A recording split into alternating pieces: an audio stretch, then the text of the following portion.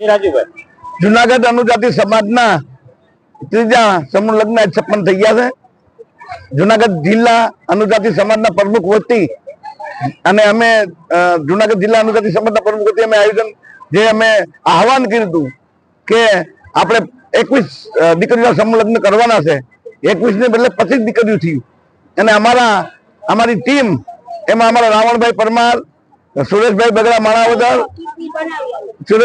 માણાવદર અને અમારા કરશનભાઈ મહિડા જુનાગઢ જે શ્રીનગર સોસાયટીના પ્રમુખ છે.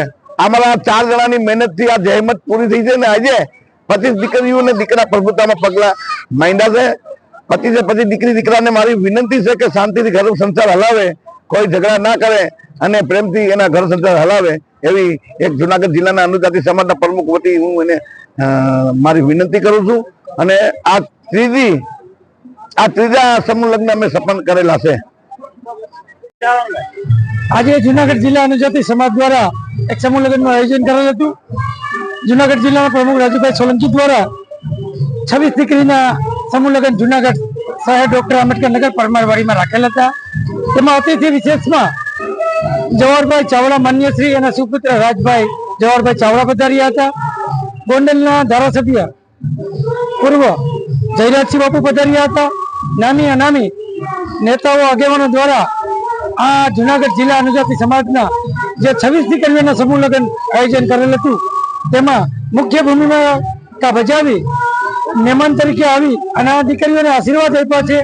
અને આ જુનાગઢ જિલ્લા દ્વારા આયોજિત રાજુભાઈ સોલંકી, ઉપપ્રમુખ રાવણભાઈ પરમાર અને એમની ટીમ મુકેશભાઈ, કરશનભાઈ મહિડા, સુરેશભાઈ બગડા તેમજ ઘણા બધા આગેવાનો દ્વારા આ સમૂહ લગ્નની જહેમત ઉઠાવી અને 26 દીકરીઓને સમૂહ લગ્ન અને નવા દાંપત્ય જીવનમાં વધારે તે માટે શુભકામના પાઠવવા તમામ જિલ્લાઓના બાળકો, બહેનો, માતાઓ, વડીલો પધાર્યા હતા અને ભાવભર્યો આ પ્રસંગ અમે પૂર્ણ કર્યું છે.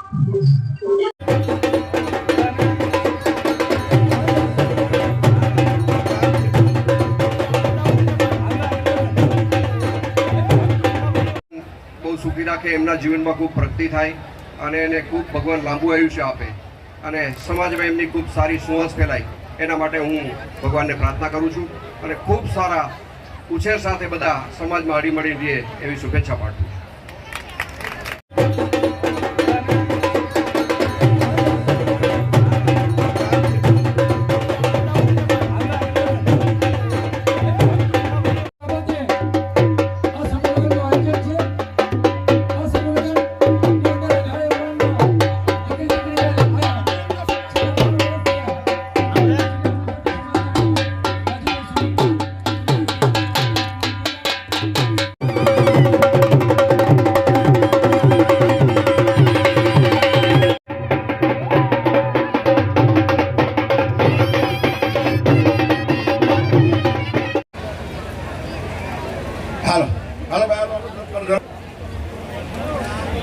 બાપુ આ દલિત સમાજ નું સન્માન છે. બાપા જે કઈ અમારે ફુગાણી કર્યું છે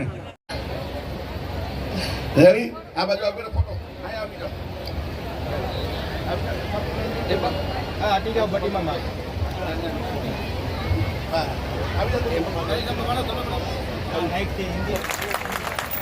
ડોક્ટર બાબા સાહેબ આંબેડકર, ડોક્ટર બાબા સાહેબ આંબેડકર બધાને આપ હાર આપો, આવી જાઓ ફટાફટ. ધક્કા ધક્કી ન કરતા.